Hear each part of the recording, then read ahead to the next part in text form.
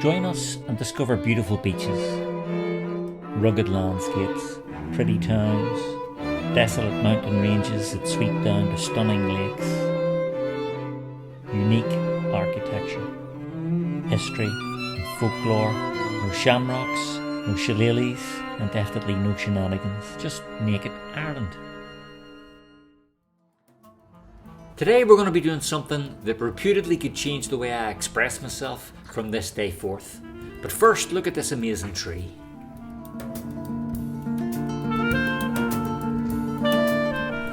We're at the visitor centre in Blarney Castle in, well, Blarney of course, and we're going to kiss the infamous Blarney Stone. And it's up there in that very romantic looking castle. It's called Blarney Castle, funnily enough.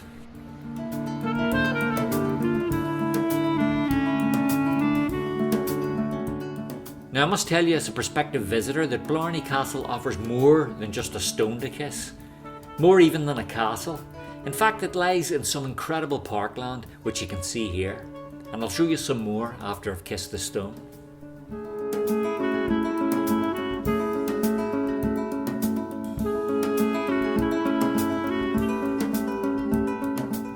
And there it is, magnificent Blarney Castle. Of course, it's important to point out that it's a ruin and not someone's actual home, but as you'll see, it's a very impressive ruin.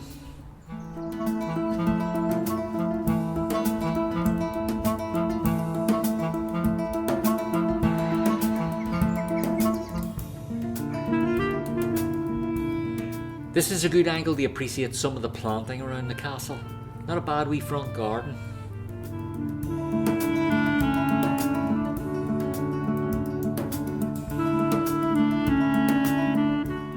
And as you can see, the place is well laid out for tourists, with signs showing all the sights.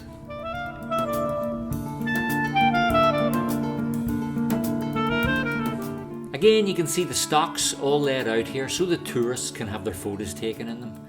Fortunately, I'm visiting in early February, and so don't have the hordes of tourists to contend with on this trip.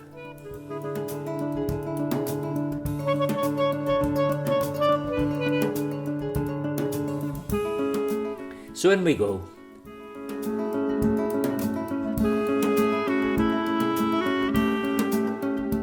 And of course we have the obligatory gift shop.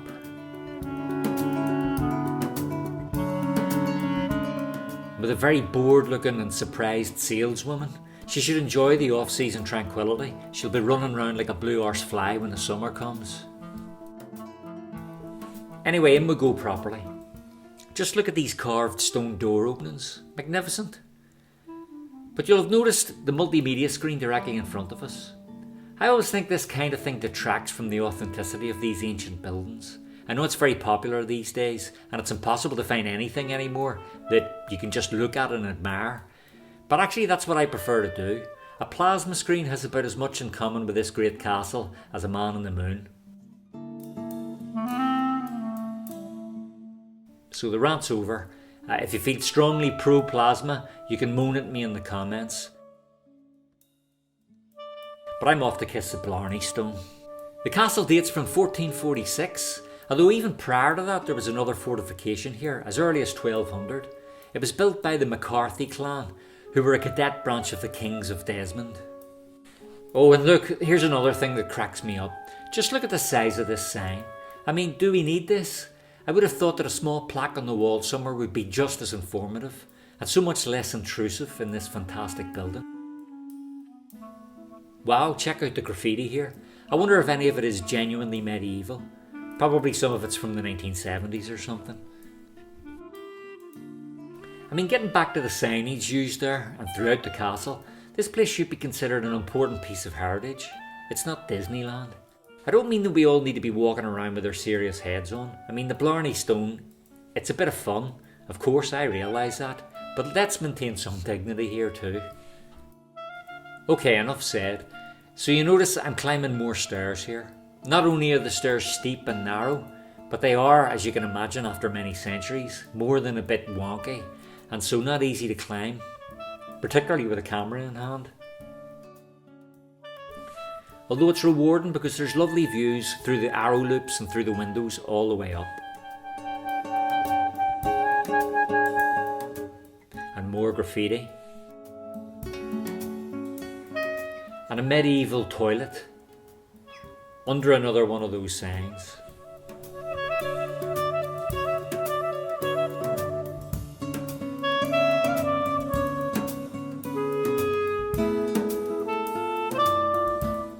But there's more stairs to climb before I can kiss this damn stone. I think if you've any kind of mobility problems, or if wonky stair climbing doesn't come easy due to age or ill health, stay at the bottom and let your friends and family tell you about it when they come down. I think if anything happened, it wouldn't be easy to get a team of paramedics with a stretcher up here.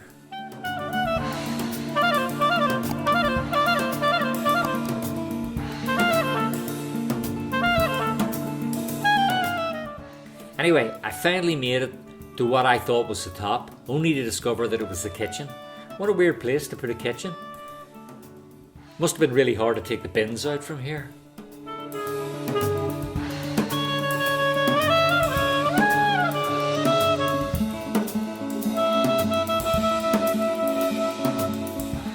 But seriously, this castle is really impressive.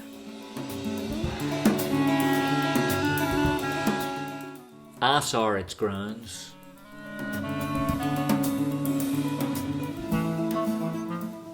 Okay, up the last few steps. I'm practically crawling at this point.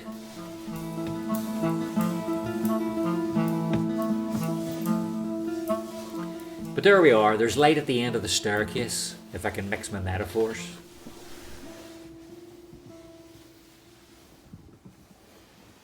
And just look at this. Isn't this amazing? Views over the Cork countryside.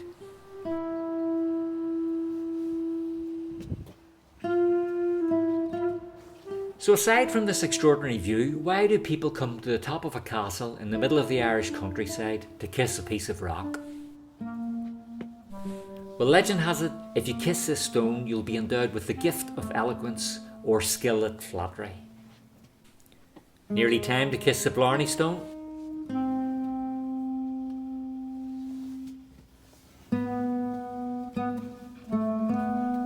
So the gift of eloquence, or the Blarney as we Irish call it, is a good attribute to have, I think you'll agree. You might want to come up here just before a job interview, or before you meet your in-laws for the first time, for example. All joking aside, I'm sure you'll agree with me that this is pretty spectacular.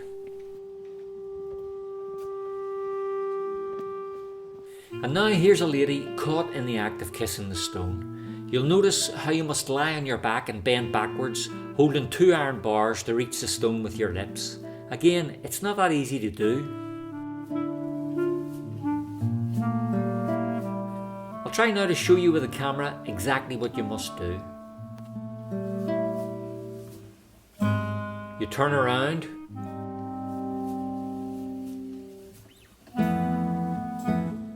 and up you go. If you've come this far, you might as well go this last step. Think of the crack you'll be the next time you're in the pub with your mates, with all your newly acquired eloquence, your gift of the gab, your old Blarney. And if for some reason the spell doesn't quite take hold, and you notice no strengthening of your verbal dexterity afterwards, this isn't a bad sight to see besides all that. On the way back down the stairs, I took in a few more of the castle's rooms.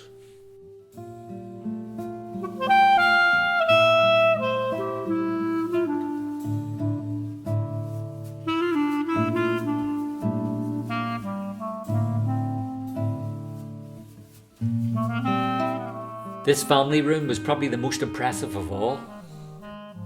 It gives you some idea of how the luxuriously rich people lived in medieval times, as compared to the ordinary peasants.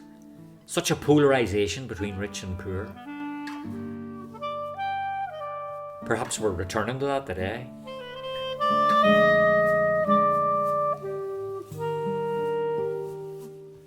The idea that everyone in the family had their own rooms is fascinating and sounds almost contemporary.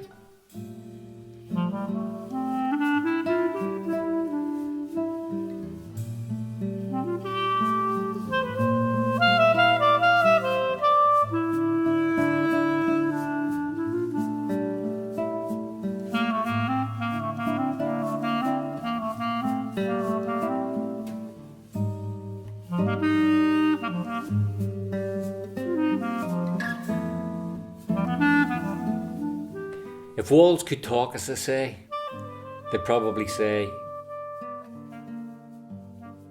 "Get this big stupid sign off me." But I just think this castle is extraordinary. I just want to look at the fabric of the place, appreciate the centuries of history, and above all its beauty. I don't think you need a multimedia exhibition for that.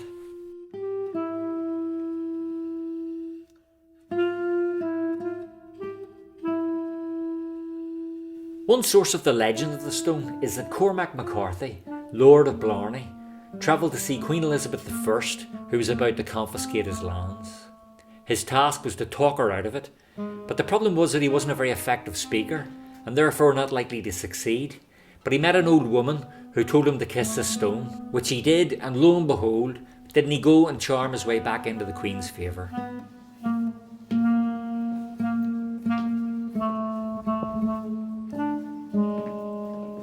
Okay, let's take one last look inside the castle before we view some of the grounds.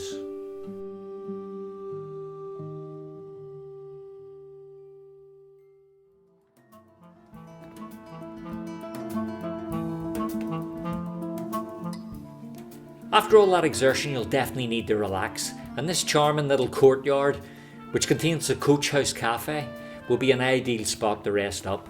Maybe have a coffee, and obviously try out some of your new powers of verbal agility on the people next to you.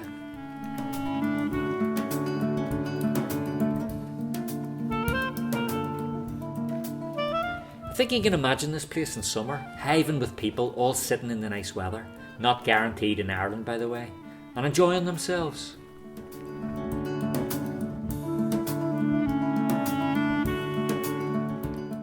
Now we're heading out to a place called the Rock Close. This is a particularly beautiful area of the grounds where you can have a nice walk.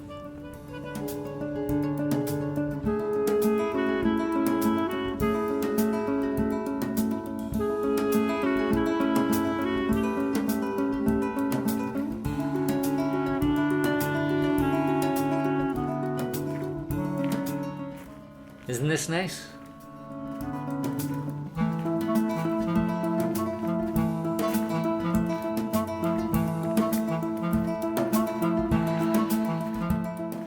A fairy tale landscape, I think you'll agree. You almost expect Alice to come running past chasing a white rabbit.